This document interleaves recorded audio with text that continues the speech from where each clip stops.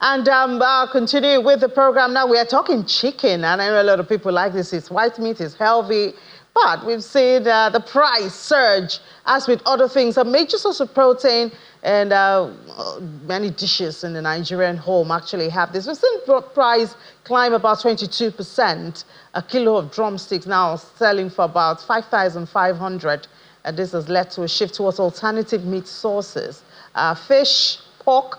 How popular are they in your home? Let's discuss this now and find out perhaps what the financial derivatives company has gathered. And joining us to discuss this now. Hi, good afternoon, and thank you so much for joining us, Tomiwa, at this time. Tell us how much change this hike in price of chicken has done to the consumption pattern in homes in Nigeria.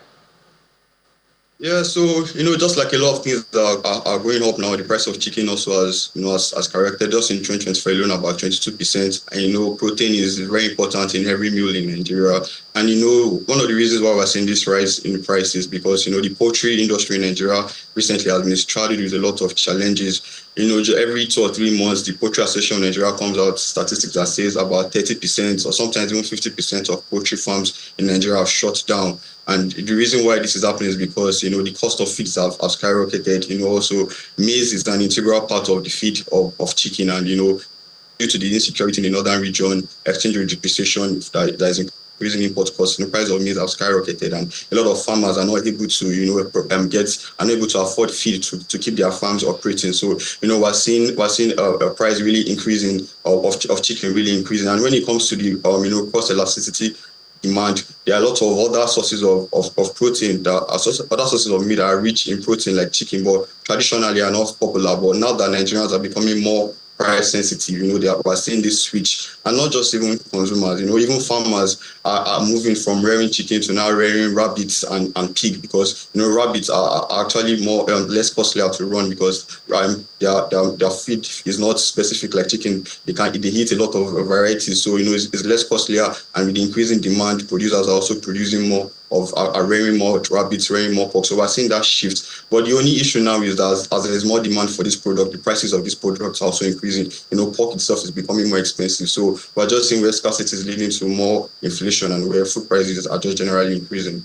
Yeah, and seeing more people shift to the production, would also look at the raw materials needed for the feed, especially we talked about telomeres here on the program on Business Morning yesterday. Tell us the impact that the feed, is having on this demand and the price, as well as the deficit, it seems, of supply. Yes, so the feed is quite important.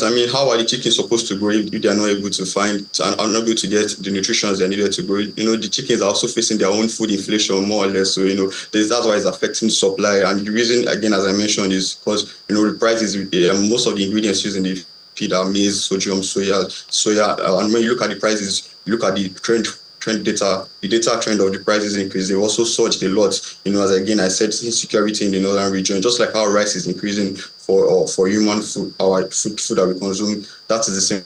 Maize, which is an important aspect of their feed, is increasing a lot. And again, when we look at the level of farming that is done in Nigeria, a lot of farmers practice subsistence farming. They practice more or less the extensive and the semi-extensive type of farming where there's free range. And a lot of these people, they don't, in extensive literally, most times they don't even pay attention to what the chickens are eating. So these type of systems, they don't allow for higher productivity. And when subsistence again is just mainly for household consumption. So those are some of the issues that are causing a lower supply. And of course, when there's lower supply, the price increases.